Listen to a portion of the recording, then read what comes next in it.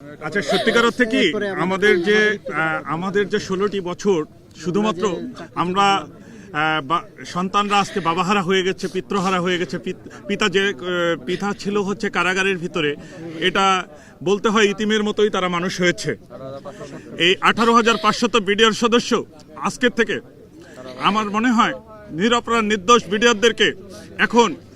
চাকরিতে পূর্ণবহাল করে পূর্বের সুযোগ সুবিধা অক্ষুণ্ণ রেখে এবং যদি হত্যা মামলাগুলোকে থেকে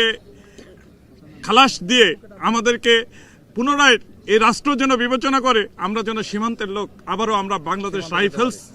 চলে যেতে পারি। এই প্রিয় সাংবাদিক বিন্দুদের মাধ্যমে আমি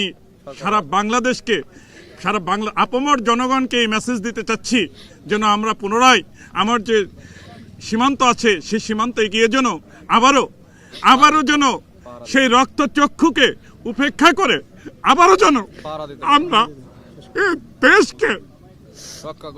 সার্বভৌমত্বকে টিকে রাখতে পারি, সেই ব্যবস্থা এই রাষ্ট্র যেন আমাদের করে।